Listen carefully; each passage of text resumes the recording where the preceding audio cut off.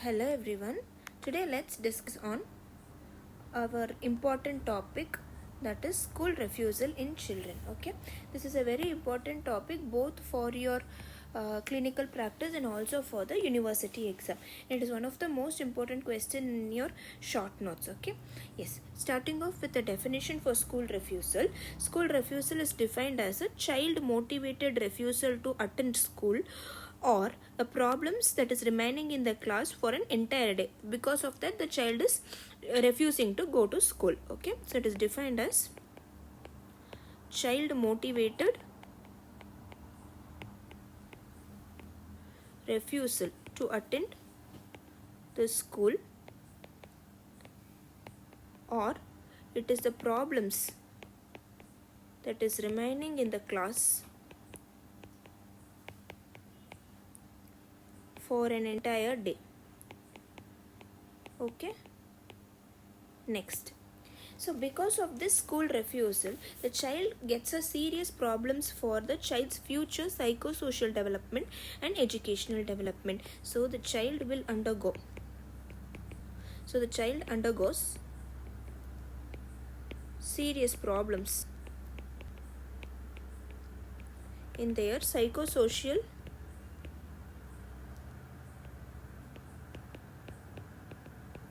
and educational development.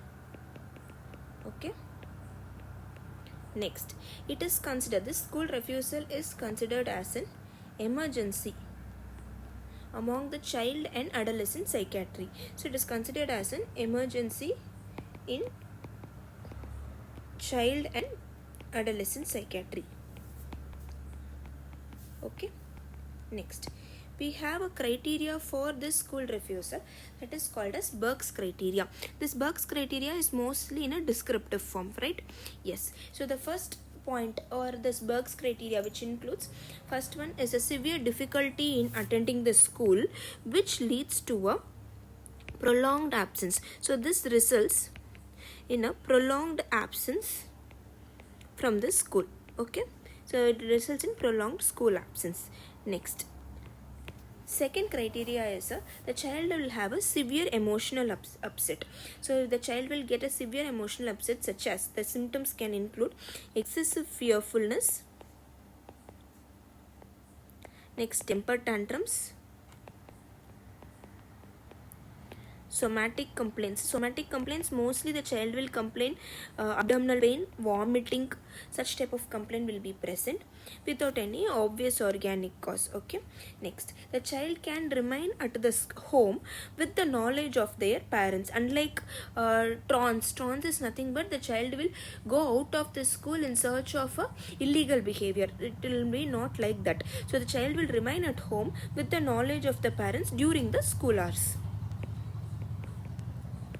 So the child remains at the school, remains at home with the knowledge of the parents during the school hours. Okay, so this refers to the Burke's criteria. Next, coming to the epidemiology of this school refusal. So the lifetime prevalence of school refusal behavior in children and adolescents will constitute around 28%. So the peak age for this school refusal to occur is mainly during the transition years, that is while entering the kindergarten and while going to the middle school and while going to the high school. These are the most common ages where the school refusal will begin in the children. So the most common age groups are between 5 to 6 years and between 10 to 11 years of age. It occurs both equally in both boys and girls. Next we have a topic called as functional model of school refusal behavior. So coming to the functional model of school refusal behavior, we have 4 domains here. In domain 1, which constitutes the major percentage or most common percentage of around 33.7%, here the child will have an avoidance of a negative effect that is provoked because of the situations that is being present in the school. So the child will avoid the such behavior. So the child will have an avoidance of negative effect that is provoked by the situations that is related to the school. Okay, so this is the most common presentation. Here the child will tell complaints, mostly the most common somatic complaints like abdominal pain, vomiting, loose stools, and general anxiety. The child will be have sadness and all. So the child will have major complaints of somatic disturbances. Or going on to the psychiatrical complaints, the child will tell us the general anxiety symptoms. Okay, so this constitutes our domain 1. Next is domain 2. In domain 2, it is mostly an escape from a social situation. So domain 2, it constitutes an escape from social situations. For example, the child will have behavior as OCD behavior, perfectionism and all. So the child, so to avoid that, to escape from such situations, to avoid from such behavior, the child will avoid this school. In domain 3, it is an attention seeking behavior. So it is an attention seeking behavior is in domain 3. This attention seeking behavior or this domain 3 will constitute around 23.5%. Okay, so the common symptom will be separation anxiety, but it is mostly separation from their mother or father. Okay, the child will have separation anxiety presentation or sympathy from the family. Next, in domain 4, it constitutes a pursuit of tangible reinforces outside of the school setting. That is, the child will be forced to play the video games or internet or from the drugs and all. So the child will avoid the school because of such behavioral patterns. So because of your tangible reinforces outside the school. This constitutes around 30. This also constitutes around 33%. So for example, video games, internet and drugs, etc. Okay, so because of this, the child will avoid your school. Next, so these are the functional model of school refusal behavior. That is, it constitutes 4 domains. Next, we'll go into the proposed stepwise. How you approach a child with the school refusal behavior. First is you have to take a detailed history. Detailed history should be taken from a multiple informant in the sense from both the parents, from the siblings, from the neighborhood and from the teachers. So there should be a detailed history from multi-informant. Okay, second, arriving at a diagnostic formulation, that is called as Rooter's classifications. So after taking a detailed history, you will arrive at a diagnostic evaluation or diagnostic formulation. This diagnostic formulation is based on Rooter's classification. Okay, here we have axis. Okay, so Rooter's multi-axis diagnosis, it is called as. This Rooter's classification is otherwise called as Rooter's multi-axial diagnosis. In this, axis 1. Okay, in axis 1, it is a clinical psychiatric syndrome. So after taking a detailed history, then you will come to a conclusion of a diagnostic, you will come to a diagnostic conclusion in which you will classify the child to have a clinical psychiatric symptom or syndrome.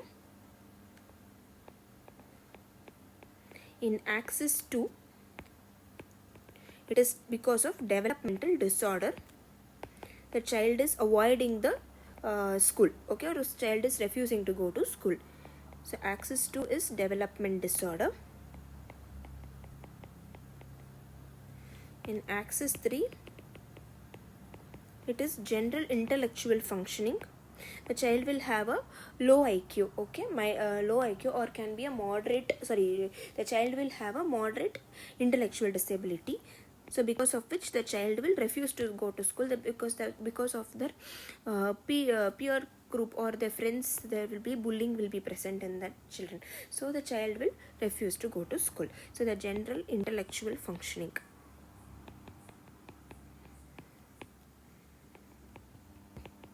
In axis 4,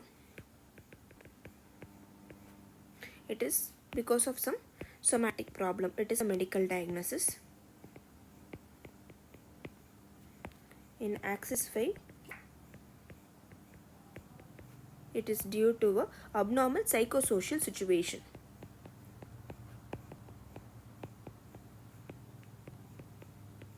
So these are the Reuter's classification or Reuter's multi-axial diagnosis. So after coming to your diagnostic formulation, you have to do an assessment. So assessment to be planned for each axis, including the assessment for the school refusal behavior. Third, you have to formulate a assessment to be planned for each axis. Fourth, then after planning the assessment, you have to formulate an individualized treatment plan.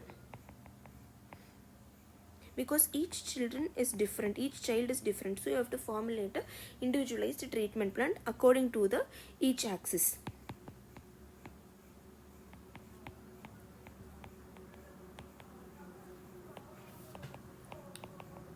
Fifth, you have to do a graded school re-entry. I'll tell you what is the meaning of graded school re-entry. Okay. Yes, so this is the proposed stepwise evaluation of a child for a school refusal behavior. Next, we have an assessment of a school refusal behavior. In assessment, first and foremost thing is you have to identify whether there is an actual ongoing threat at school, that is like severe bullying or physical or sexual abuse. So you have to look for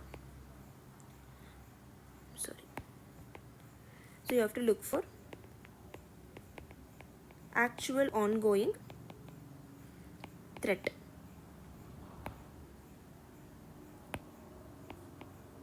at school, like severe bullying or physical or sexual abuse. Second will be actual ongoing medical issues.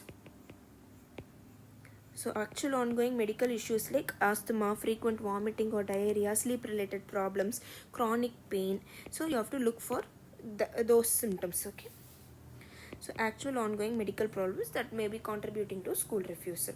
Third thing is identify the functions of school refusal behavior using a school refusal assessment scale revised program. Okay, you have to use a, like how do we use for autism we use a chart, right?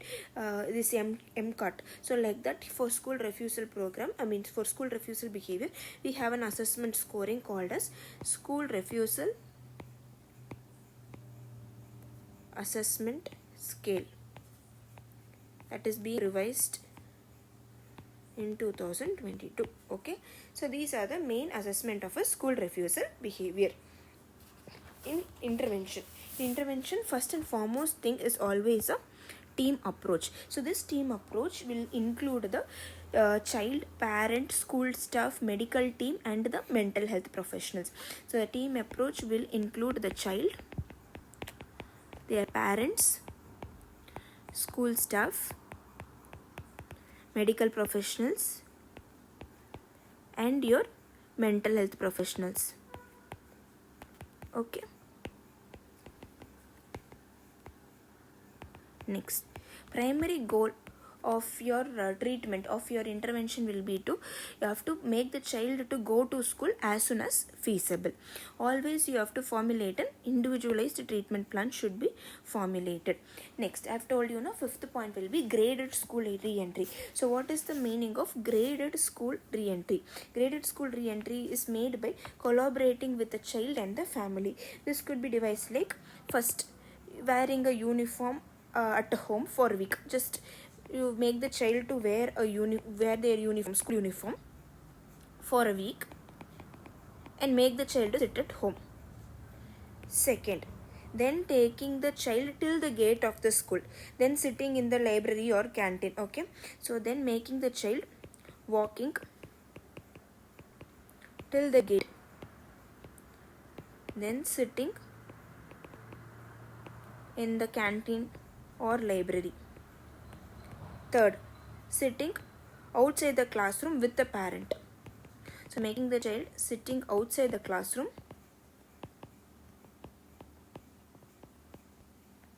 with the parent. Fourth, sitting inside the classroom for one period, then gradually you have to increase from half a day, then to full day at school. So it is important to collaborate with the school, including your school principal, so that the child is supported during this re-entry process. That is, sitting inside the classroom for one period, then you have to gradually increase to half a day, then to full day. So this is called as graded school re-entry plan. Okay, so this is the one of the intervention in which you do for a child with a school refusal. Next, you can give a medication management for a child who is having a comorbid conditions with mood and anxiety disorders. Suppose if the child is having this mood and anxiety disorder, your SSRI, that is selective serotonin reuptake inhibitors, it is the first line of management. So it is the first line of management for a mood and your anxiety disorders. So your SSRIs are your fluoxetine, escitalopram and sertraline. Okay, so this is the medication management for comorbid conditions with mood and anxiety disorders. Next, if nothing is going to work out, even the graded school re-entry process is not working out, then you have to change the school, change in the curriculum or the school for the child. Okay, so if the child and the school are not the best fit, then change in school and curriculum must be recommended to the parents. So this is the thing regarding your school refusal for the school refusal in children. Thank you. If any doubt, kindly post it in the comment section. I'll try to reply. And next video will discuss on our this ijpp article, that is approach to chronic diarrhea in children. So next topic will be your approach to chronic diarrhea in children. Okay, this article they have given in our ijpp 2024. Okay, so I will discuss this topic in a next video. Thank you. Have a nice day.